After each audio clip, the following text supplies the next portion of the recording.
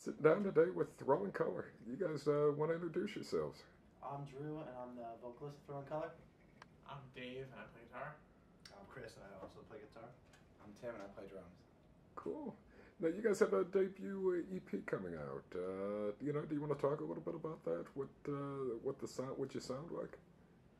I'd say it's like high energy rock with some heavier influences and some lighter influences and parts. The EP is called The Static Seeds. It's coming out April 14th. You can get it on iTunes and all different online distributors. Yeah. Pick it up. Now, could you what would you compare your sound to for anybody who's not familiar with the band? Well, I think I know a lot of bands say they have a hard time categorizing like what exactly we are, but I think we're just like high energy pop rock.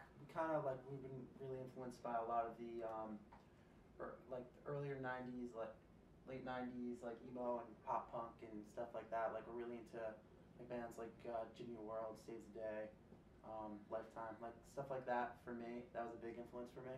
And then also we love Nirvana, Foo Fighters, Blink-182. So it's kind of a mixture of all like rock mixed with that pop element.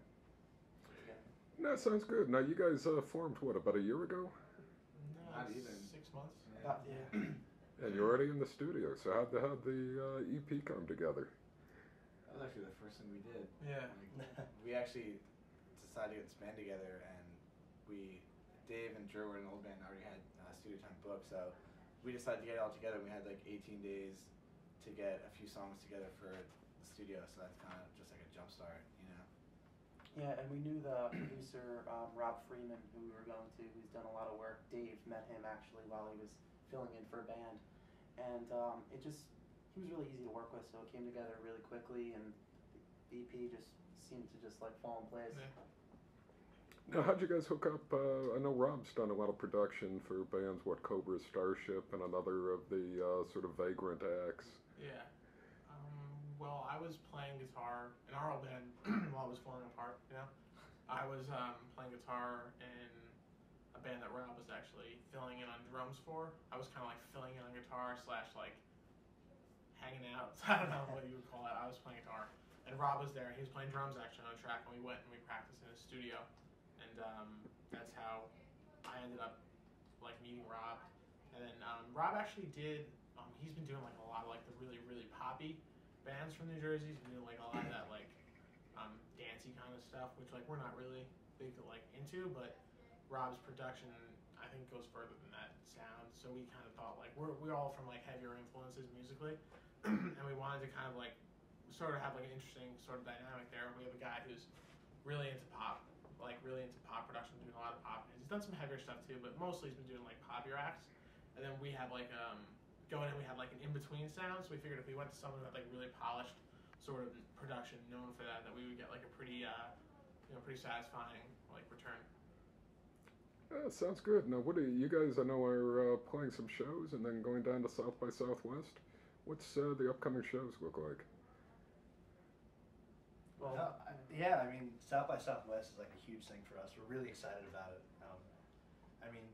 It's like the coolest area. Like, it's a whole town with just music, like all day. And we're just really excited to be a part of it. And we're actually playing down in Asbury Park, New Jersey, at the Stone Pony for Battle of the Bands for the Bamboozle, and that's another thing we're really excited about. So, yeah, that's pretty much all we got going on right now, right? Yeah, we're actually doing at South by. We're playing with Lady Sovereign. We were actually just talking about that on Awesome. 21st, I think. The 21st, it's on Saturday, and it's RollingStone.com showcase. I believe it's at Peckerhead, so if anyone's watching that and wants to come out. I don't know if they changed the name of that venue. That was like, there was some discussion about that. It's still called Peckerhead. Still called Peckerhead. It's a terrible name. Yeah.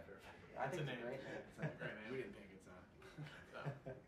Now, are you guys looking forward just to playing, or is there anybody you want to check out while you're at South by Southwest? I think there's so many amazing Yeah. artists. I heard Dredge was playing, and they're like one of my favorite artists, so I get to see them, which I'm really stoked on.